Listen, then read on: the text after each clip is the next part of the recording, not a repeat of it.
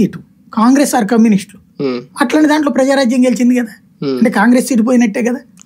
అట్లా గోదావరి జిల్లాలో కూడా కాంగ్రెస్ సీట్లు పోయినాయి కదా. అప్పుడు కన్నబాబు ఇట్లాంటి గెలిచింది ఏంటి, కాంగ్రెస్ సీట్లే కదా. కాబట్టి అక్కడ ఖచ్చితంగా ఇది అని చెప్పలేం. కానీ ప్రజారాజ్యం ఇంపాక్ట్ అనేది ఒక సూత్రం ఉంది. అది పక్కన పెడితే పోలింగ్ పర్సెంటేజ్ పెరిగినప్పుడు ప్రభుత్వం మళ్ళీ రిటైన్ అయింది. ఇకపోతే 2014లో పోలింగ్ పర్సెంటేజ్ పెరిగింది, ప్రతిపక్షం అధికారంలోకి వచ్చింది, చంద్రబాబు నాయుడు అధికారంలోకి వచ్చారు. 2014 నుంచి 19లోకి వచ్చేటికి పోలింగ్ పర్సెంటేజ్ పెరిగింది, జగన్మోహన్ రెడ్డి అధికారంలోకి వచ్చారు, అంటే అపోజిషన్ అధికారంలోకి. కానీ ఈ మధ్యలోనే మన తెలుగు రాష్ట్రాలు 2018లో పోలింగ్ పర్సెంటేజ్ భారీగా పెరిగింది తెలంగాణ, కానీ అధికారంలోని కేసీఆర్ కంటిన్యూ అయ్యారు.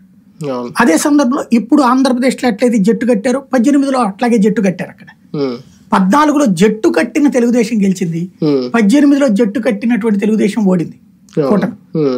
భారీ అప్పుడు ఇదే హైప్ వచ్చింది, లగడపాటి రాజగోపాల లేకపోతే గనక అయిపోయింది, కేసీఆర్ అట్లాంటోడు ఇట్లాంటోడు రాష్ట్రాన్ని నాశనం చేశాడు అన్నటువంటి పాయింట్ చాలా రకాలు తీసుకుని వెళ్ళారు. కానీ అక్కడ దెబ్బ తగిలింది.